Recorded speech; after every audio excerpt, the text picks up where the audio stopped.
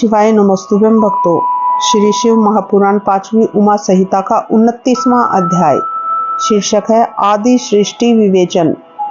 शौनक जी बोले, हे सूत जी, जो परमार्थदायक सनत कुमार और व्यास जी का संवाद आपने हमसे कहा तो हमने वो सब सुना। अब हम ये सुनना चाहते हैं कि सृष्टि कैसे हुई। सूत जी बोले, हे मनु, अब मैं वही अद्भुत एवं शास्त्र विस्तारक कथा तुमसे कहता हूँ।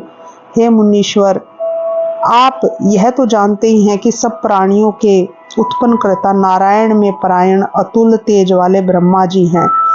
उन भगवान स्वयंभू ने अनेक प्रजा के सृजन की इच्छा से पहले जल को उत्पन्न किया और जलों में वीर्य को डाला।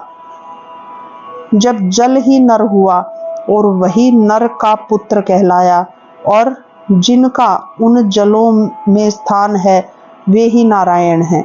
अब जल में स्थित हुआ वह अंडा सुवर्ण के समान कांतिमान हो गया और वहां यज्ञ करने के लिए ब्रह्मा जी स्वयंभू नाम से विख्यात हुए।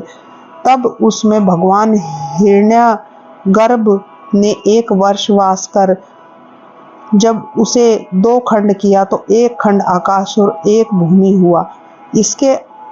जिसके अर्ध भाग में प्रभु ने 14 भुवन प्रयुक्त किए और उन दोनों खंडों के मध्य भाग में आकाश हुआ।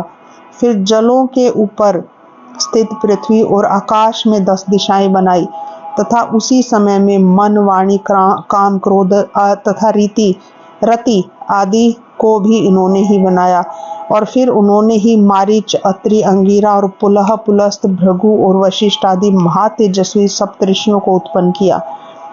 फिर ब्रह्मा जी के क्रोध से 11 रुद्र उत्पन्न हुए और सबके पूर्वज सनत कुमार को भी उन्होंने ही उत्पन्न किया।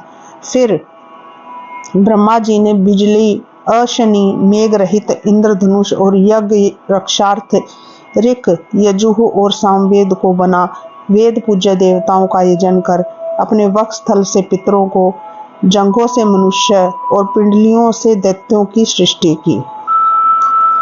इस प्रकार उन्होंने जल संबंधी प्रजा रचना करते हुए अपने शरीर को 2 भागों में विभक्त कर दिया।